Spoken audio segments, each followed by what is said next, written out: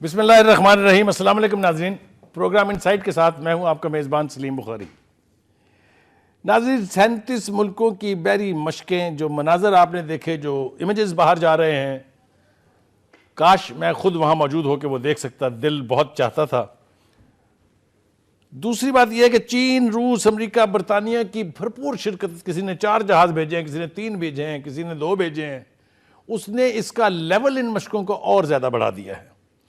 بحرہ ہند میں سیکورٹی کی ضمانت دینے کے لیے تو اب پاکستان اور چین کی جو بحریہ ہے وہ کافی ہیں، اس لیے کہ کچھ عرصہ قبل ان دونوں نے آپس میں بحری مشقیں کی تھی، اور ساتھ ہی چین نے 2 جہاز بھی دیے تھے پاکستان کو، جو اس پورے یعنی علاقے کی، یعنی پورے بحرہ ہند کی جو انٹرنیشنل واٹرز ہیں اس کی سیکورٹی کو انشور کرنے کے لیے پیٹرولنگ کے کام آئیں گے۔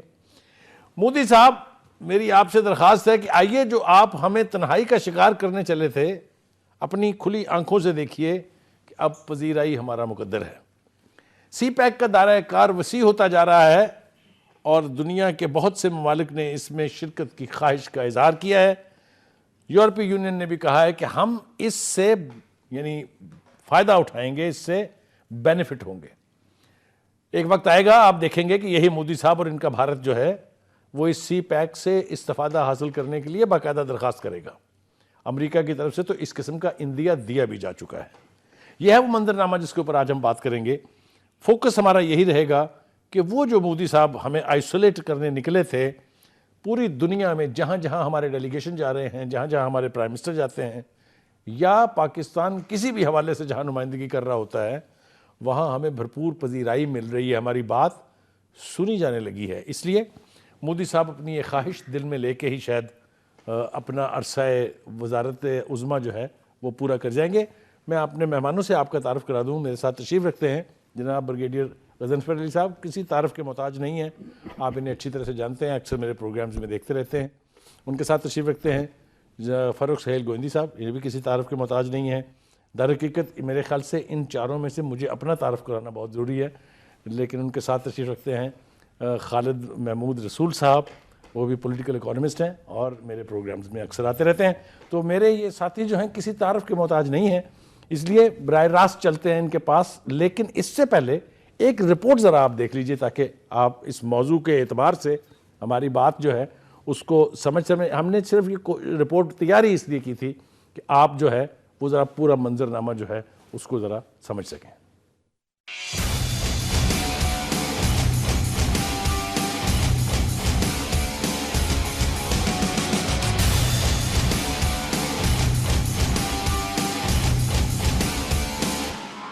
کراچی میں 7ویں بین الاقوامی میری ٹائم کانفرنس کا انعقاد کیا گیا۔ کانفرنس میں نیول چیف مشیر خارجہ سداد عزیز اور صدر آزاد کشمیر مسعود خان بھی شریک ہوئے۔ پاک بحریہ کے سربراہ ایڈمرل ذکاء اللہ نے میری ٹائم کانفرنس سے خطاب میں کہا کہ توقع ہے کہ کانفرنس باقاعدہ اور نتیجہ خیز ثابت ہوگی۔ میری ٹائم کانفرنس سے قابل قدر سفارشات کا حصول ممکن ہوگا۔ کانفرنس عالمی سطح پر رابطوں کے فروغ کا ذریعہ ہوگی۔ نیول چیف کا کہنا تھا کہ سمندری راستے سے کارگو کی منتقلی میں تاخیر عالمی معیشت کو نقصان پہنچاتی ہے۔ تجارت کے لیے دنیا کی نگاہیں سمندری راستوں کی سیکورٹی پر مرکوز ہے۔ سی پیک کی تجارت محفوظ بنانے کے لیے سمندری ٹاسک فورس اس کا اہم حصہ ہے۔ سمندری حدود کے تحفظ کے لیے دوسرے ملکوں کے ساتھ مل کر کام کر رہے ہیں۔ کانفرنس سے صدر آزاد کشمیر مسعود خان نے بھی خطاب کیا۔ ان کا کہنا تھا کہ سی پیک موجودہ حالات میں انتہائی اہمیت رکھتا ہے۔ بحر ہند میں تیزی سے تبدیلیاں رونما ہو رہی ہیں۔ معیشتوں میں تیزی کا انحصار سمندری تجارت پر ہے۔ ان کا کہنا تھا کہ گوادر بندرگاہ کی ترقی پر بھارت جنگی جنون بڑھتا جا رہا ہے۔ بھارت کا بڑھتا جنگی جنون جنوبی ایشیا کے لیے خطرے کا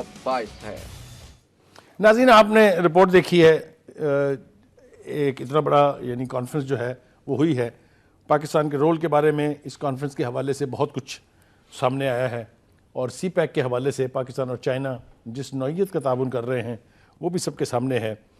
کچھ ممالک کو اس سے تکلیف ہو سکتی ہے، ہمارے ذہنوں میں ہے وہ نام سارے، ہم جانتے ہیں کون لوگ ہیں جو اس سے خوش نہیں ہیں، لیکن جو منظرنامہ اب دنیا کے سامنے آتا جا رہا ہے، جو وقت قریب آ رہا ہے سی پیک کی کمیشننگ کا، تو لوگ سمجھتے جا رہے ہیں کہ یہ ایک ریئلٹی ہے جس سے اب آنکھیں چھپانا جو ہے یا آنکھیں چرانا جو ہے وہ ممکن نہیں ہے۔ اور ہم توقع کرتے ہیں کہ مودی صاحب جنہوں نے ہمیں یہ تانا دیا تھا بلکہ یہ دھمکی دی تھی کہ وہ ہمیں دنیا بھر میں آئسولیٹ کر دیں گے اور ہم تنہائی کا شکار ہو جائیں گے. میں انہیں دعوت دیتا ہوں کہ آپ ہمارے پاکستان میں بے شک نہ آئیں, ذرا اپنی آنکھیں وہیں بیٹھ کے کھولیں اور منظرنامے کو دیکھیں کہ اب آپ کے سامنے کیا منظرنامہ ہے. وہ دن دور نہیں ہے جب آپ کے دل میں یہ خواہش پیدا ہوگی کہ آپ بھی اس سی پیک سے بھارت جو ہے وہ بھی فائدہ اٹھائے. میں آپ کے پاس آ رہا ہوں برگیڈی صاحب, مجھے یہ بتائیے گا کہ یہ جو مودی صاحب نے دھمکی دی تھی, پہلے تو مجھے بتائیں کہ اس کا بیسس کیا تھا. یہ ان کی خواہش تھی جو ان کے پھر ورلڈ لیڈر کے اسٹیچر کا لیڈر نہ ہونے کی دلیل ہے؟ خواہشات کے اوپر آپ اتنے بڑے دعوے جب کر لیتے ہیں تو پھر نتیجہ یہی ہوتا ہے. ہاؤ ڈو یو سی دس؟ بہت بہت شکریہ. چونکہ آپ نے دریندر موزی کی بات کی ہے تو اس کے حوالے سے تو میں اتنا کہوں گا کہ اس کی خواہش بھی تھی. ناظرین آپ نے سنا دریندر مودی موزی, یہ ذرا نام یاد رکھیے گا. اس کی خواہش بھی تھی اور اس کی کوشش بھی تھی. لیکن صرف اتنا کہوں گا کہ وہ شخص 8 سال کی عمر میں RSS میں گیا تھا.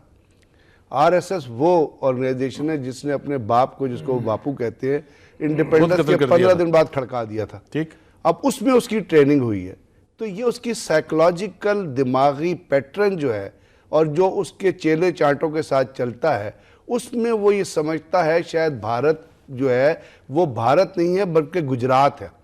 کیونکہ گجرات کے چیف منسٹر کے طور پہ تو آپ احسان جعفری جیسے لوگوں کو مار کے اور موہن بھگوت جیسے لوگوں کو سپورٹ کر کے, بابو بجرنگی جیسے دہشت گردوں کو جنہوں نے مسلمانوں کو پیٹرول پمپ میں جگہ کر کے آگ لگائی تھی, آپ ان کو تو دبا سکتے ہیں.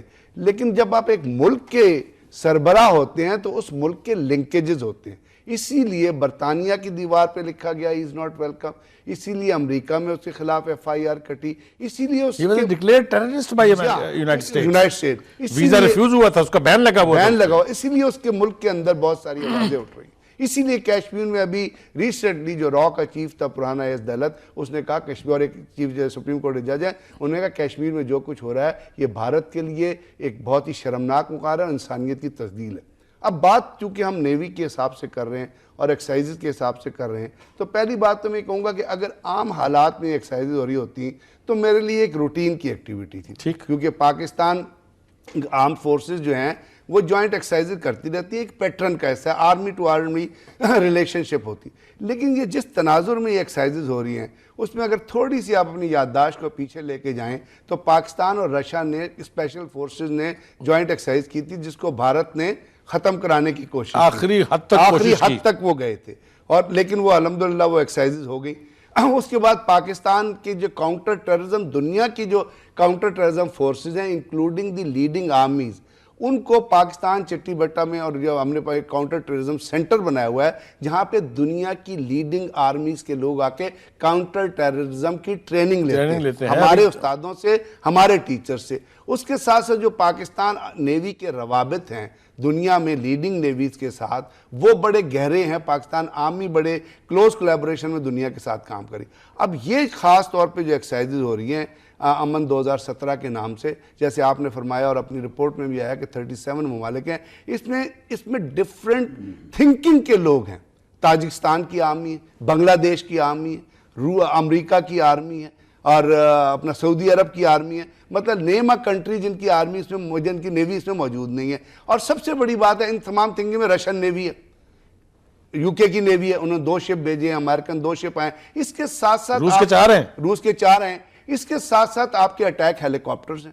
اس کے ساتھ ساتھ آپ کے پیٹرول ویسلز ہیں. مانا کہ انڈین نیوی جو ہے دنیا کی بڑی نیوی ہے, اور انڈین نیوی یہ بھی میں مانتا ہوں کہ اب وہ بائر نیوی سے بلڈر نیوی پہ شفٹ کر رہی ہے. 41 ویسلز ہیں وہ اپنے ڈاک یارڈ میں بنا رہے ہیں. پاکستان نیوی بھی بائر نیوی سے بلڈر نیوی پر جا رہی ہے. اب یہ چیزیں, ایک تو جو ٹیررزم کی دنیا میں فضا ہے اس میں لوگوں کا فوج آرمی نیویز کا یہاں آنا یہ ریکگنائز کرتا ہے کہ پاکستان کا رول جو ہے وہ عربین سی میں, اسٹیٹ آف ملاکا میں, اسٹیٹ آف عدن میں, سی پیک کے حوالے سے, گوادر کے حوالے سے ایک ابھرتا ہوا رول دنیا کو سامنے نظر آ رہا ہے, جس میں نہ یہ کہ سی پیک کی پروٹیکشن اور جو آپ اس کو کہتے ہیں ٹیکنیکل ورڈ میں اس کو آپ سلاکس کہتے ہیں, یا سی لائن آف کمیونیکیشن جو اب عربین سی سے لے کے مختلف اسٹیٹس میں جائیں گی ان کو پروٹیکٹ کریں گے. بلکہ اس ریجن میں آپ ایک رول پرفارم کریں گے، اور وہ رول جو ہوگا وہ سیکیورٹی کے حساب سے ہوگا، کمیونیکیشن کے حساب سے ہوگا، سرویلنس کے حساب سے ہوگا۔ یہ ایکسرسائزز جو ہوم آن کریں گی یہ انہی ٹیکنالوجیز پہ ہوم آن کریں گی، اور اس میں ٹرانسفر آف ٹیکنالوجیز جو ہے وہ بہت ضروری ہے۔ اور اس کے ساتھ ساتھ دوسری بات جو ہے، اس کی ایک بڑی امپورٹنٹ آسپیکٹ جو ہے وہ یہ ہے کہ آپ کے 37 ممالک حصہ لے رہے ہیں، لیکن آپ کی ایک میری ٹائم کانفرنس ہو رہی ہے اسی کی لنکیج کے ساتھ، جس کی کنکلوڈ کریں گے تو پرائم منسٹر آف پاکستان میں جائیں گے، اس میں 72 ممالک حصہ لے رہے ہیں۔ تو یہ جو ایکسچینج آف تھاٹس ہے، یہ باوجود اس کے کہ آپ نے کہا کہ جی انڈیا نے بڑی کوشش کی، یو اے میں جا کے پاکستان کو بدنام کیا، سعودی عرب میں جا کے بدنام کیا، امریکہ میں جا کے وہ بولے، جس طرح ایک ساس نہیں ہوتی ہے وہ اپنی بہو کے خلاف بولتی رہتی ہے اور اس کو تھپڑ پڑتے رہتے ہیں، وہی حال ان کے ساتھ دنیا کی جگہ۔ آج جب یہ چیزیں جمع ہوں گی تو یہ انڈیکیٹ، کیونکہ جو بھی نیوی آئی ہے وہ اپنی گورنمنٹ کی مرضی کے بغیر تو نہیں آئی ہوگی۔ میں آپ کے پاس آ رہا ہوں، یہ مجھے تھوڑا سا اختلاف ہے بریگیڈ صاحب کے ساتھ، انہوں نے ساس کا درجہ دے دیا، وہ اصل میں سوکن ہے۔ سوکن اس طرح کی زبان جو ہے وہ اکثر استعمال کرتی ہے۔ ایک چھوٹا سا ایک لائٹ نوٹ کے اوپر میں نے کہا، میں چائنا گیا تھا، میں نے چائنا میں جا کے دیکھا پاکستان اور چین کی نیویز جس لیول پر، جس سٹیٹس کے ساتھ اس وقت آپس میں کوآپریٹ کر رہی ہیں، وہاں انٹرنیشنل جو سیٹلائٹ لنکیج ہے to control the entire world's movement of the ships, میں نے وہ سینٹر بھی دیکھا ہے، اور میں نے وہ سارے روٹس بھی دیکھے ہیں جو وہ الٹیمیٹلی وہ یعنی اپنے گریٹر پلان کے ساتھ جو سی روٹس کو استعمال کر کے گوادر تک پہنچیں گے، وہ بھی میں نے خود سے جا کے وٹنس کیا ہے۔ تو وہاں پر جو ایکٹیویٹی ہو رہی ہے اس سے یہ پتہ چلتا ہے کہ پاکستان کا جو اب ایکسپوجر ہے وہ اس کو اس خطے کے سارے ممالک سے بہتر پوزیشن میں ڈال رہا ہے، اس لیے کہ بھارت میں کسی 37 ملکوں کی کوئی ایکسرسائزز نہیں ہوئی، اس لیے کہ گوادر جو ہے، جو سی پیک ہے، وہ کمیشننگ کے قریب پہنچ رہا ہے۔ تو پوری دنیا کا انٹرسٹ اس خطے میں ہے۔ میں جا رہا ہوں گوئندی صاحب کے پاس، کیونکہ گوئندی صاحب کا ایک بہت کنسسٹنٹ سٹانس ہے، وہ یہ کہ کسی بھی ریجن کے ممالک کا کوئی مسئلہ حل کرنا ہو، جب تک اس کے لیے ریجنل اپروچ آپ نہیں اپنائیں گے، کوئی کامیابی نہیں ہو سکتی۔ سی پیک کو میں آپ کی اس جو فریم آف مائنڈ ہے اس کے حوالے سے پوچھوں گا آپ سے کہ how do you see this CPEC and this cooperation that we have just talked about. دیکھیں بریگیڈ صاحب نے بڑی تفصیل سے اور اس کی ایک پوری ٹیکنیکل جو سائٹ ہے، پوری جو اس سی کے حوالے سے جو اسٹیٹس ہیں اور جو جیو اسٹیٹک سچویشن ہے، پہلے تو یہ ہے کہ مودی کا ایجنڈا دو ہیں۔ ایک ایجنڈا اس کا انٹرنیشنل پالیٹکس میں پاکستان کو آئسولیٹ کرنا، وہ ناکام ہوا۔ جو چائنا میں G20 ہوئی تھی ادھر بھی اس نے کوشش کی تھی مودی نے، اور وہ ایک بڑی اس کی ایک ایسی ایکسرسائز ہے جس میں اس کو ناکامی ہوتی ہے۔ در حقیقت وہ جو ہندوستان کی اندرونی سیاست ہے وہ بیسیکلی ہندو فنڈامنٹلسٹ ہے، وہ ایک ریسسٹ ہندو نیشنلزم کو لے کے آیا ہے آگے، اور وہ ہندوستان میں سیکولر اور ڈیموکریٹک اور پروگریسو فورسز کے لیے تھریٹ ہے، اس لیے وہاں پر جو بڑے اسٹیٹ ایوارڈ ہیں وہ بھی لوگوں نے واپس کیے۔ تو اس کا بیسک میرا خیال فوکس اس میں اس کو کامیابی ہوتی ہے پاکستان کو آئسولیٹ کرنے میں، پاکستان کو دھمکیاں لگانے میں، ایک وار ہسٹیریا کریٹ کرنے میں۔ باقی جو رہی پاکستان کی، دیکھیں یہ بات بالکل درست ہے کہ پاکستان کی geo strategic geo political situation بڑی آئیڈیل ہے، اور ہر زمانے کے اپنے تقاضے ہوتے ہیں۔ سر جنگ میں اپنا تقاضا تھا، آج سر جنگ کے بعد جو دنیا ہے جس میں چین ایک ورلڈ اکانومی بن رہا ہے، اس کے پاس سرپلس کیپٹلزم ہے، وہ دنیا میں سرمایہ کاری کرنا چاہتا ہے، وہ دنیا میں جہاں سرمایہ کاری کرنا چاہتا ہے اس کے جیو اسٹریٹجک انٹرسٹ بھی جڑ رہے ہیں۔ دوسرا، جس کے دنیا میں سرمایہ کاری ہوتی ہے، امریکہ ہو، یورپ ہو، وہ یقیناً اپنے سرمایہ کے تحفظ کے لیے، اپنے اسٹریٹجک مفادات کے لیے نئے ایجنڈا، نئے پلان، نئے الائنس بناتا ہے۔ تو چائنا کا سرپلس سرمایہ نئی دنیا کی تلاش میں ہے، اس میں اس نے بحری راستے بھی بنا رہے ہیں اور زمینی راستے بھی بنا رہے ہیں، اور نیا الائنسز ہو رہا ہے۔ اسی لیے ہم دیکھتے ہیں کہ چین روس ایک دفعہ پھر آ رہے ہیں، آپ کو پتہ ہے چین روس کا ایک تاریخی تنازع ہے، یہ سوویت یونین سے پہلے بھی تھا، سوویت یونین کے دوران بھی تھا اور اب بھی تھا، اور جو شنگھائی کوآپریشن ہے اس کے اندر آپ دیکھیں کہ ایک بہت بڑی، وہ بھی ایک بہت بڑی ریالٹی ہے جو اس کے اندر پاکستان کے ساتھ وہ ہندوستان بھی شامل ہو رہا ہے، لیکن پاکستان کسی طرح بھی پیچھے نہیں ہے۔ جہاں تک رہا سی پیک کا کہ گوادر پچھلے 30-40 سال سے اس کے حوالے سے پاکستان کے اندر تھوڑا یا زیادہ کام ہوا، وہ جو ہم کہتے تھے جی سر جنگ میں یہاں پر جو اسلامسٹ کہتے تھے، یا ضیاء الحق کہتا تھا جی سوویت یونین آنا چاہتا ہے، وہ بات ٹھیک بھی تھی اور غلط بھی تھی، لیکن ٹھیک اس لیے تھی کہ جو گرم پانیوں کا جو دنیا کا 50% انڈسٹریلسٹ دنیا کو تیل جاتا ہے وہ خلیج فارس سے گزر کر جاتا ہے، وہ گوادر کے سامنے سے گزر کے جاتا ہے، جو انڈسٹریل پاور ہے۔ اگر آپ امریکہ جاتے ہیں، آپ کو پتہ ہے کہ 70s میں جب آئل ایمبارگو لگا تو آج بھی جو دوسری تیسری جنریشن ہے وہ آئل ایمبارگو کو یاد کرتی ہے۔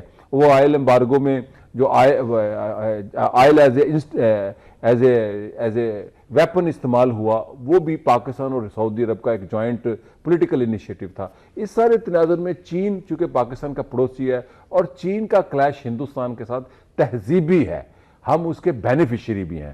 یہ ایک آئیڈیل سچویشن ہے جو میں بات کر رہا ہوں کلیش آف سیولائزیشن کے پر۔ ہند چینی تنازع صدیوں پرانا ہے، یہ دونوں تہذیبیں کبھی ایک نہیں ہو سکتی۔ تو پاکستان جو ہے یہ ایک جو اعتزاز احسن صاحب کی کتاب ہے، میں اس کا مثال دوں گا، Indus saga making of Pakistan, یہ کتاب بڑی امپورٹنٹ ہے کہ پاکستان ایک اپنے طور پر تاریخی ریاست کا وجود رکھتی ہے۔ ناردرن انڈیا، میں اس کو کوئی آر نہیں محسوس کرتا، اس کو ناردرن انڈیا تھا یہ جب پورا بر صغیر کا یا ناردرن بر صغیر تھا۔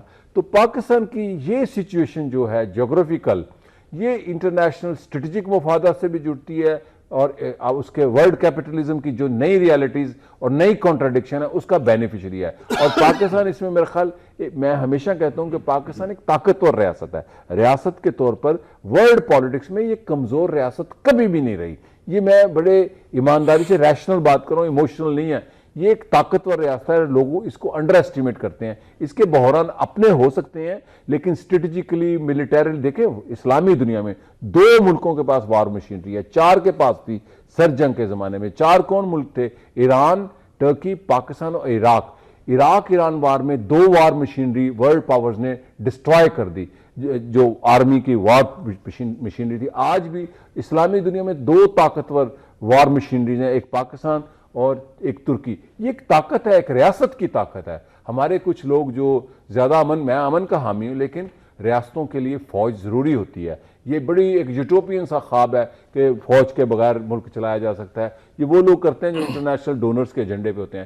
تو اس سچویشن میں پاکستان کی امپورٹنس بڑی ہے اور پاکستان اگر اور نیشنلسٹک سٹینس لے تو ایک شاندار رول حاصل کر سکتا ہے۔ ناظرین گفتگو آپ سن رہے ہیں، بریگیڈیئر صاحب نے بھی اپنا پوائنٹ آف ویو دیا، یہ گوہندی صاحب بھی جو بات کر رہے ہیں، کافی سارے سوالوں کا جواب آ گیا ہے۔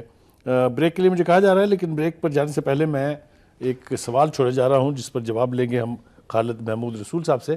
وہ یہ ہے کہ سی پیک کے آغاز میں بہت سا نیگیٹو پروپیگنڈا ہم نے سنا۔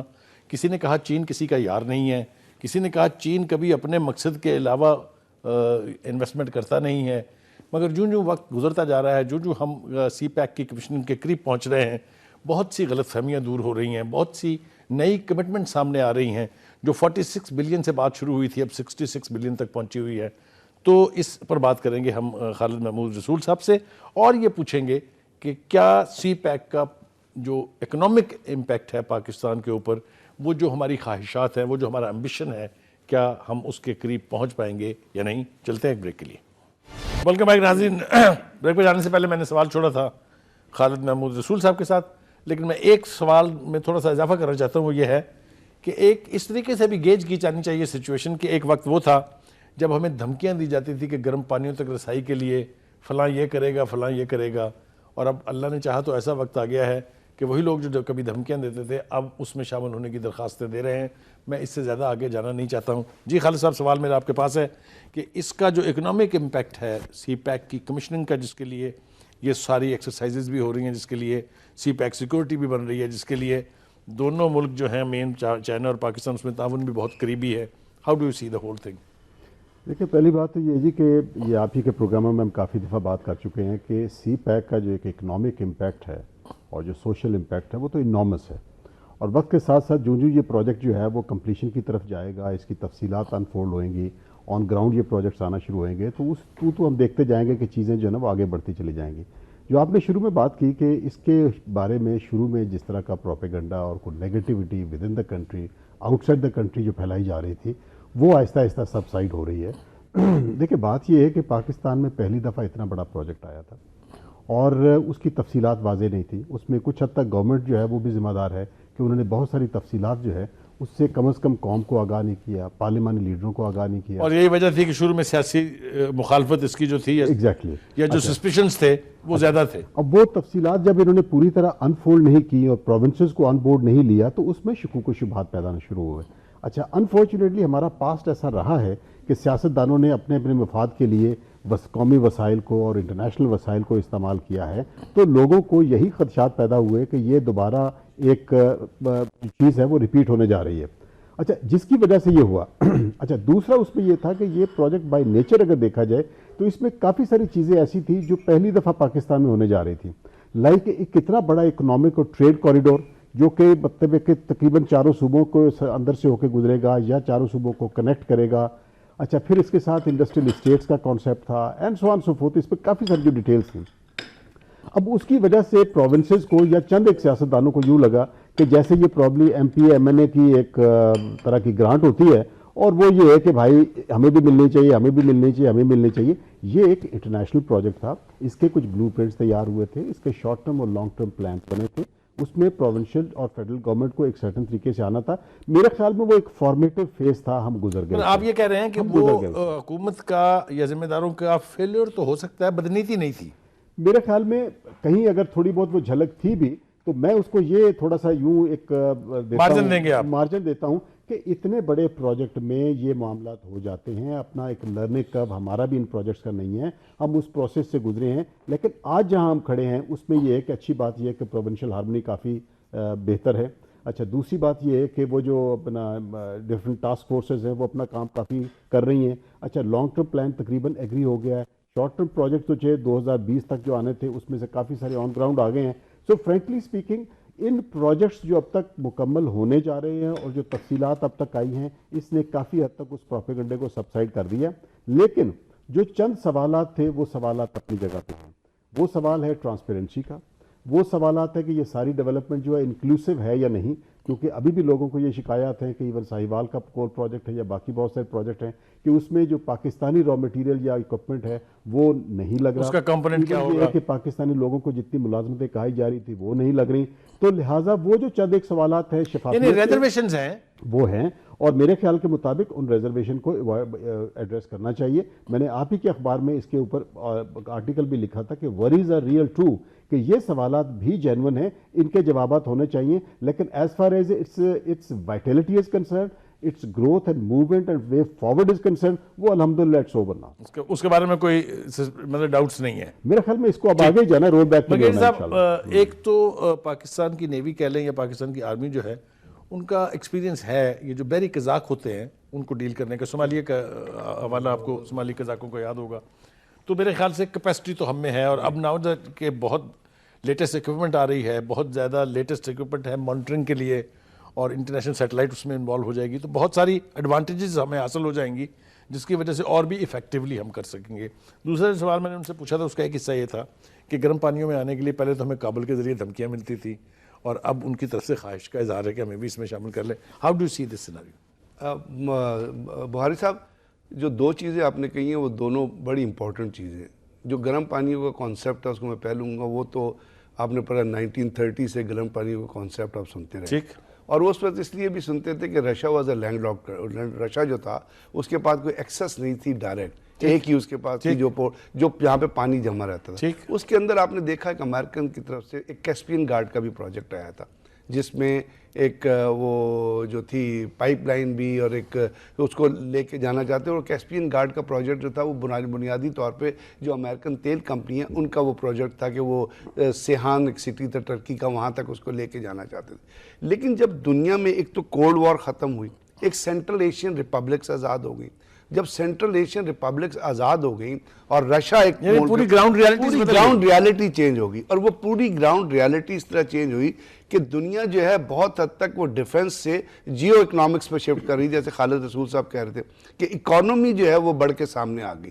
اب اس اکنامک کانسیپٹ میں لوگ جو ملک ہیں ان کو ایکسیس چاہیے. اب وہ ایکسیس کس چیز کے چاہیے؟ کہتے ہیں جی سی از دی چیپسٹ روٹ آف کمیونیکیشن, ایک چیز.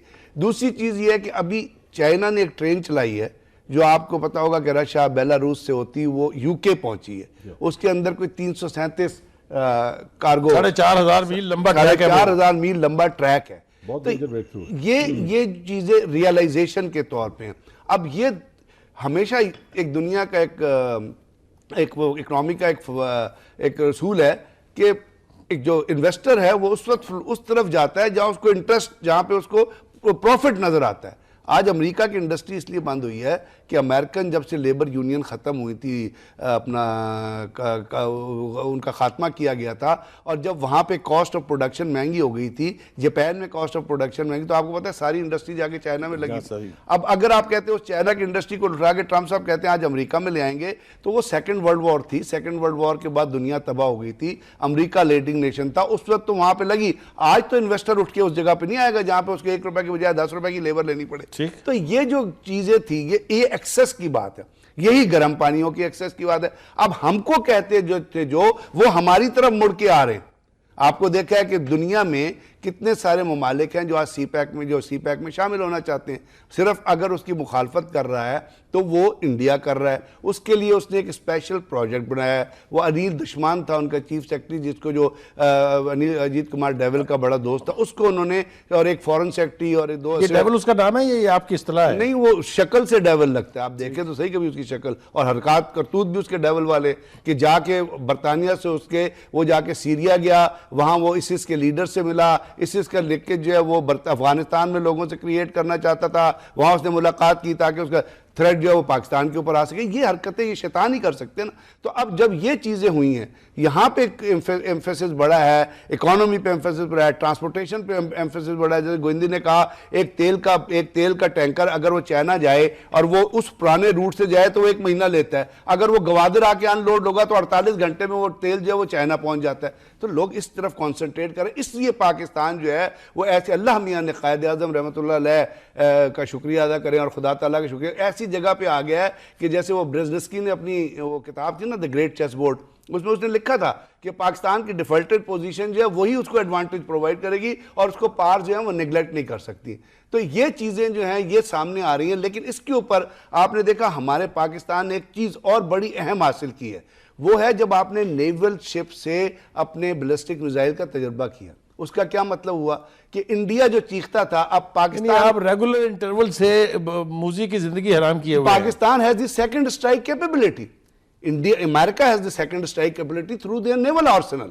یعنی اگر آپ کے پہلی سٹرائک میں آپ کے وہ تمام ایمونیشن جو ایک جگہ پہ لگے ہوئے ہیں اگر وہ ہٹ ہو جاتے ہیں تو نارملی ریٹیلیٹ نہیں کر سکتے، لیکن اگر آپ کے پاس الٹرنیٹو پیڈ ہے تو یہ ایک بہت بڑی کیپیبلٹی ہے۔ اور اس کے اوپر دھمکا تو نہیں رہے؟ نہیں، میں فیکٹ بیان کر رہا ہوں، دھمکایا انہوں نے، گھبرائے وہ کس طرح کہ انڈین ٹیلی ویژن نے یہ نیوز چلائی کہ پاکستان کا جو تجربہ تھا یہ ڈھکو فالس تھا، اس میں ریئلٹی کوئی نہیں تھی۔ یہ ان کی بوکھلاہٹ کا حال ہے جو میں آپ کو بتا رہا ہوں۔ تو اب یہ تمام چیزیں جو ہیں جب یہ اٹھ کے سامنے آئیں گی تو دنیا الحمدللہ بجائے اس کے کہ آپ ایکسیس مانگے، آپ چیزیں مانگے، ہمارے پاس وہ چیزیں آ رہی ہیں۔ صرف اب یہاں ضرورت اس امر کی ہے کہ اس چیز کو جو آپ فورسز دیکھ رہے ہیں اور 37 ملکوں کی نیوی جو آپ کے ساتھ کوآپریٹ اس طرح کر رہی ہے کہ وہ دیکھیے گی کہ آنے والے دنوں میں آپ کو پاکستان نیوی کی اس لیے ضرورت ہوگی کہ اس نے، جیسے میں آپ کو کہا کہ سلاکس کو پروٹیکٹ کرنا ہے، اس نے نہ صرف اپنے EEZ کو اور کانٹیننٹل شیلف کو پروٹیکٹ کرنا ہے، بس نے اس کے نیول شپس جو موو کریں گے ان کو پروٹیکٹ کرنا ہے۔ ٹھیک،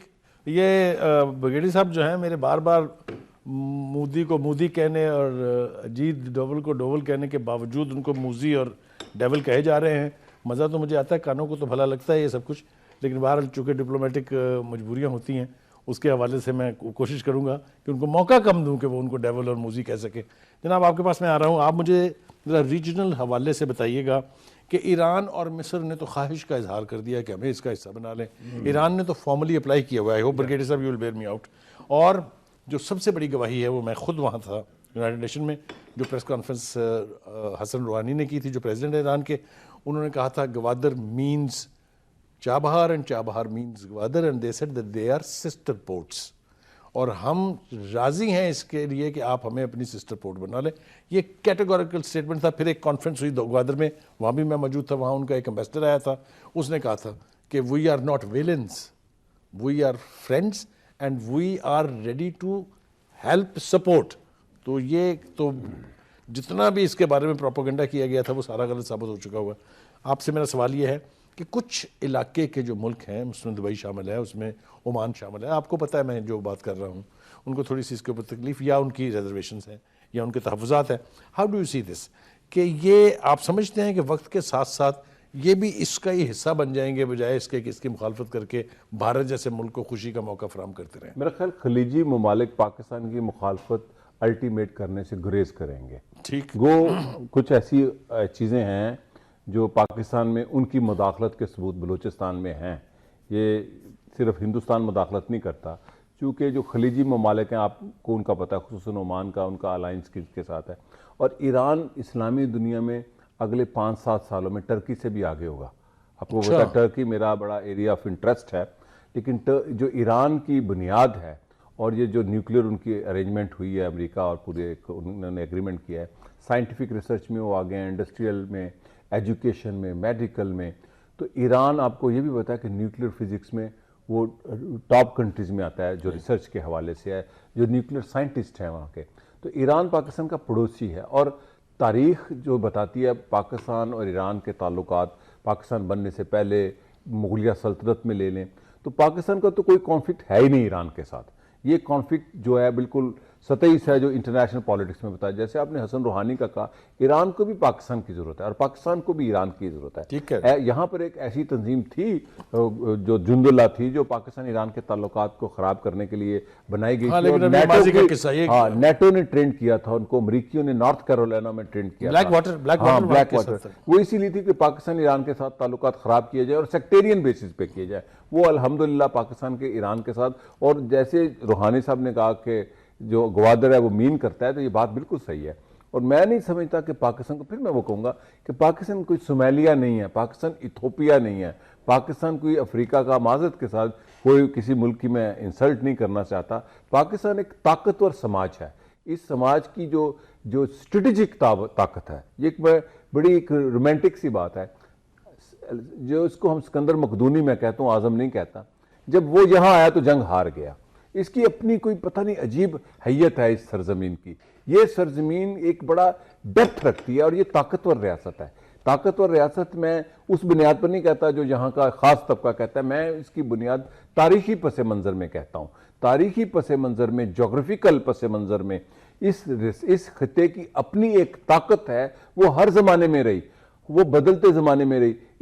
اگر اس کو ایران اگنور نہیں کر سکتا اور ایران پاکستان کے ساتھ تعلقات اچھے رکھنا چاہتا ہے اور پاکستان بھی چاہتا ہے، تو خلیجی طاقتیں بھی پاکستان کے ساتھ تعلقات بہتر رکھنے میں ہی فائدہ ہوگا. چونکہ پاکستان کی جو خاص طاقت ہے، دیکھیں یہاں ایک پیداواری سماج ہے. جب ہم یہ کہتے ہیں کہ اتنے $100 بلین باہر ہے تو یہ سماج پیدا کرتا ہے. اگر اس سوسائٹی کا سب سے ان پڑھ طبقہ، نان سکلڈ طبقہ جو خلیجی ریاستوں میں $19 ارب بھیجتا ہے، ترکی جس کی بڑی مثال دیتے ہیں، $32 بلین اس کی ٹورزم میں اتنی محنت کے بعد، تو یہ سوسائٹی ایک طاقتور ہے. بات پھر میں وہی کہوں گا، ہم اس اپنی طاقت کو اپنی تعلیم اور صنعت کے ساتھ ادراک نہیں ہے ہمیں، ادراک نہیں ہے. اور ہماری جو لیڈرشپ ہے وہ انٹیلیجنشیا کی اور پولیٹیکل لیڈرشپ، میں دونوں کو ذمہ دار ٹھہراتا ہوں. پولیٹیکل لیڈرشپ 3-4 لیڈروں کا نام لینا بڑا آسان ہے. میں ٹوٹل لیڈرشپ جو سوسائٹی کی لیڈرشپ ہے اس کا فیلئر ہے. عوام کا فیلئر نہیں ہے، ریاست کا فیلئر نہیں ہے، یہ اسٹیٹ کا فیلئر نہیں ہے، قوم کا فیلئر نہیں ہے. یہاں پر جب فیلئر ہوتا ہے تو اس لیڈرشپ کا، جن کا وین اپنا کمزور ہے. تو پاکستان کو اگر ایران اگنور نہیں کرتا، روس اگنور نہیں کر سکتا، تو خلیجی ریاستیں کیسے اگنور کر سکتی ہیں؟ پاکستان خطے کی، پھر میں نے کہا، ایک طاقتور ریاست ہے پروڈکشن کے حوالے سے، یہاں پہ سرک پلس ہیومن ریسورس کے حوالے سے، تو پاکستان ٹیکنالوجی کے حوالے سے پاکستان میں 2-3 چیزیں کرنے کی ضرورت ہے: جدید ٹیکنالوجی کی، جدید تعلیم کی، اور میں ایک بات پھر کرتا چلوں، ایگریرین سوسائٹی ہے. 67% پاپولیشن آج بھی آپ کی ایگریرین ہے. جب تک ہم اس ایگریرین سوسائٹی کو ماڈرن بنیادوں پر طاقتور نہیں کریں گے، پاکستان کی ترقی ایک آزادی مہوم کی طرح رہے گی. ہم اس ساری geo economic, geo political, geo strategic طاقت کو جب تک اندر کی طاقت سے نہیں جوڑیں گے، وہ طاقت فیصلہ کن نہیں ہوگی. پھر ہم اس قابل ہوں گے کہ ہم اس خطے کے ساتھ اتحاد نہیں بلکہ بالادست طاقت کے طور پر ابھر سکتے ہیں.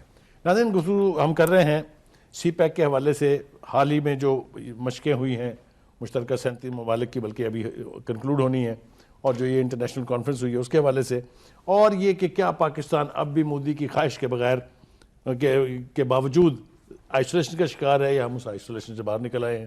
سی پیک کا امپیکٹ پاکستان کی اکانومی پر کیا ہے آنے والے وقتوں میں، اور کیا ہونے جا رہا ہے؟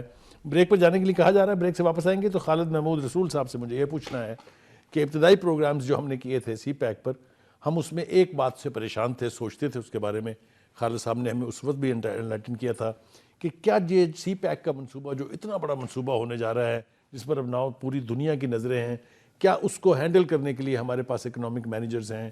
کیا اس کو ہینڈل کرنے کے لیے ہمارے پاس وہ بیوروکریسی ہے؟ کیا ہمارے پاس وہ سکلڈ لیبر ہے؟ تو اس پر بات کریں گے جب بریک سے واپس آئیں گے۔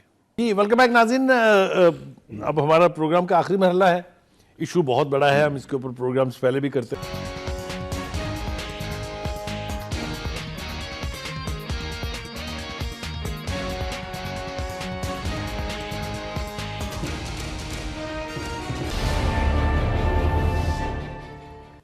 جی ویلکم بیک ناظرین، اب ہمارا پروگرام کا آخری مرحلہ ہے، ایشو بہت بڑا ہے، ہم اس کے اوپر پروگرامز پہلے بھی کرتے رہے ہیں، آنے والے وقت میں بھی اس کے اوپر بہت پروگرام ہم کرتے رہیں گے۔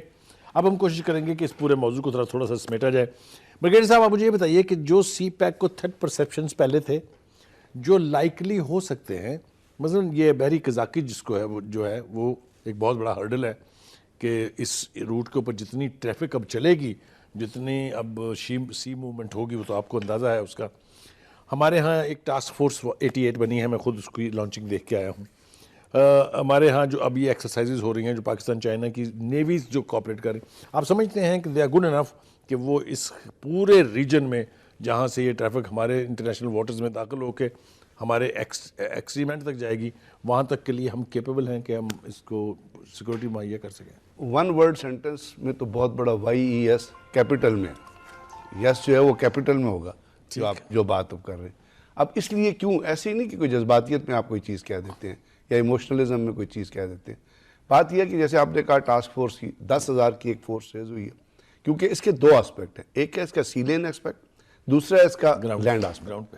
سی لین آسپیکٹ اس وقت ہوتا ہے، اس وقت ہوگا جب ایک کیرنگ واٹر کیرنگ کارگو جو ہے وہ آپ کی جو سمندری حدود ہیں ان کے اندر اس کے بعد 100% آپ کی رسپانسبلٹی بن جاتا ہے۔ اس سے پرے جب اس سے پیچھے جب ہے تو وہ انٹرنیشنل فورسز ہیں، ان کی ذمہ داری ہوتا ہے، ان کے خلاف بحری قزاقوں کے خلاف جو ہے وہ کام جو ہے چلتا رہتا ہے۔